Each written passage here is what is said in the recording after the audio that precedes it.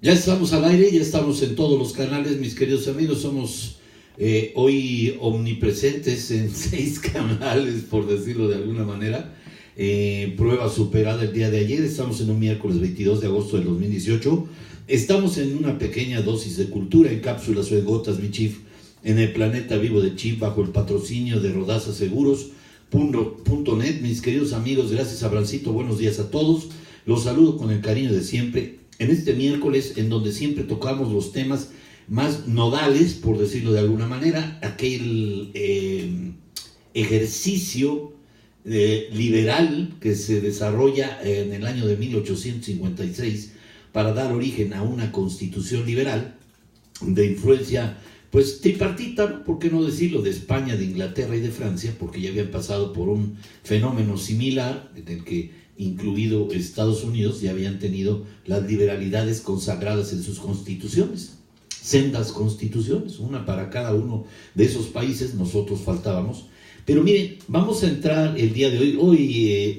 Saludo a José Carlos Ibarralán, también Diana Jaco, Amer, buenos días. Revalorar a Guillermo Prieto, que este es el segundo hombre de aquel grupo maravilloso que tuvimos, en el que se dieron la oportunidad de reunir talento, porque no puede ser uno nada más poeta, periodista, humanista, político, en fin, todo concentrado en una figura como la de Guillermo Prieto. ¿Ustedes se acuerdan de esa máxima que quedó en la historia y que alguna vez la estudiamos en Historia de México, cuando quisieron montar, el ejército quiso hacer como una especie de golpe de estado contra Benito Juárez, que decían: los valientes no asesinan? Pues fue Guillermo Prieto el que dijo estas palabras. Guillermo Prieto está cumpliendo este año, igual que vimos con el gran nigromante, 200 años de su nacimiento. Un 10 de febrero de 1818 nació este hombre.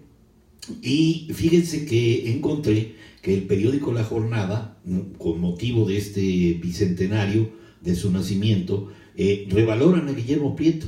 En este bicentenario, el poeta y periodista, magnífico hombre, la historiadora Berta Hernández, tengo esta nota que me presta La Jornada, gracias Berta Hernández, es la historiadora quien ofreció la conferencia de Guillermo Prieto, periodismo y el poder político. Siempre empiezo dándole los datos biográficos, pero en esta ocasión, por la importancia, igual como lo hicimos con Ignacio Ramírez el Nigromante, les estoy dando a conocer esta nota porque pues tiene vigencia, ¿no? Está muy cerquitita, apenas febrero, pues lo estamos pasando. Claro, se nos van los meses como agua entre las manos, pero febrero apenas acaba de pasar. Se hizo esta remembranza de este hombre.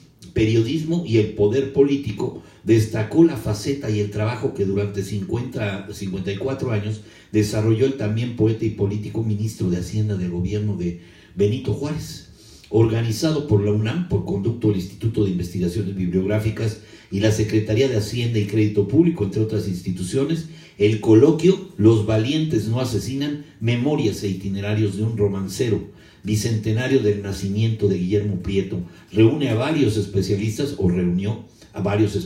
para reflexionar sobre el ideario, sobre todo ese carácter acérrimo en contra de Antonio López de Santana, que ese era el gobierno en aquel momento de este álgido pleito que tuvo él. En esa charla que pasó en este año, ya de 10 de febrero, efectuada en el recinto de homenaje a Benito Juárez del Palacio Nacional, Berta Hernández se refirió a la tenacidad y habilidad de Prieto para generar proyectos periódicos, a las compilaciones de sus escritos en ese género, a las diferencias de hacer y ejercer el periodismo en los siglos XIX y el XXI, a la adjetivación y el humor como dos de los más importantes elementos de sus textos en la prensa, y a los 5 de los 32 tomos de sus obras completas dedicados al ejercicio del periodismo político-social. Miren, vamos a ponernos en algún momento, con la empatía que ustedes tienen y su servidor tiene que hacer esa imaginaria. El cita, buenos días, gracias Rubén Hernández, Anderson Alves, Leti Moreno, gracias, para hacer este ejercicio de imaginación, retrotraer ese pasado, esa historia, ese fenómeno que se había dado, como decía yo, por estas vertientes de la influencia del pensamiento francés, inglés, ¿no?, español, español, por supuesto el norteamericano, en el que nos daban constancia, conocimiento de qué era la libertad. Estos Illuminati o iluminados del siglo XIX, que finalmente fueron los de la Ilustración aquella, certificaron el que no habría otro camino que seguir que no fuera la democracia y el goce de las libertades por parte de los pueblos. Por supuesto, todos estos países, como España, como Inglaterra, como Francia, ustedes bien lo saben, estaban bajo un régimen absolutista y monarquista. Y esto se fue convirtiendo, como ahora tenemos, pues todavía una monarquía, pero atemperada, ¿no? Ya hay un jefe de Estado y un jefe de gobierno que combinan o hacen también un peso y un contrapeso específico, aunque dependa de la reina, por ejemplo, Isabel, a lo mejor el primer o la primera ministra ahorita, que es Teresa May, no puede jugarle a las vencidas, porque hay un momento en donde tienen perfectamente delimitados el alcance de sus poderes. Y este peso y contrapeso de Montesquieu, de Diderot, de Rousseau, todas estas gentes que contribuyeron con esa iluminaria o ese Illuminati, pensamiento reflexivo y de razón de las libertades del hombre, pues bueno, dieron cauce y dieron camino a nuestra Constitución. Por supuesto que este escritor, Guillermo Prieto, periodista, acuérdense ustedes, ¿qué pasaría? ¿De qué notas les gustaría hablar? Si ustedes fueran periodistas del siglo XIX, si no es de política y sociología, ¿no? Creo que es el momento de la definición de un nuevo Estado-nación, y en el 1857 iba a surgir nuestra primera Constitución liberal. Para los que me han preguntado, incluida mi querida Amer, que por qué la primera Constitución de México no fue la de Cádiz, fíjense que sí lo fue. Lo que pasa es que no es nuestra. Era una importación que traían de España, o una exportación, como lo quieran ver, de 1812 en Cádiz, pero no es nuestra. Si quieren ustedes, cuando hablé yo en sentido amplio, como decimos en derecho, en lato sensu, nosotros hablábamos de la de 1814, porque fue posterior a la independencia de México. Sin embargo, fíjense que poco nos duró el gusto, porque la de 1814 son los sentimientos de la nación, es recoger algunas de las libertades que se empezaron a tener después de la guerra de independencia, pero que no fueron consolidadas. Por eso los historiadores nos hablan que la primera constitución política que tuvimos fue la de 1824, toda vez que ya se maneja pues una consolidación, una consumación de la independencia.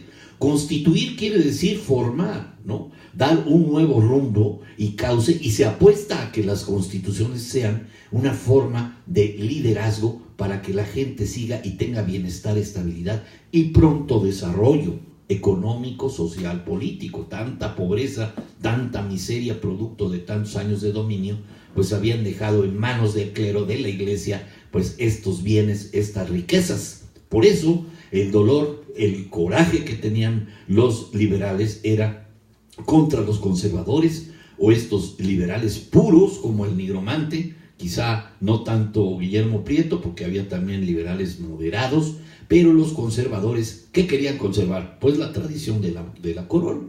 Esto cuando lo ve uno en la escuela no lo entiende, y dices, ¿quiénes eran los conservadores? ¿No? Bueno, pues a todos aquellos que les convenía nuevamente poner un segundo imperio después de que se consuma la independencia. Fíjense cómo se consuma con un primer imperio, ¿no? El de Agustín de Iturbide. Y no cabe duda que somos necios y testarudos los conservadores, apoyados por la Iglesia Católica, van y piden un segundo imperio, como fue el de Maximiliano de Habsburgo. Y por eso se da este pleito de la guerra de reforma, en la que durante esos 3 años asiduos y llenos de problemática, ¿no?, acaban con la muerte, el fusilamiento de Miramón Mejía y Maximiliano. Y esta es la historia en breve, para que ustedes tengan ese conocimiento. Ya decía yo, a ver, en sentido amplio, los sentimientos de la nación es un intento por dar una fórmula de constitución a las libertades.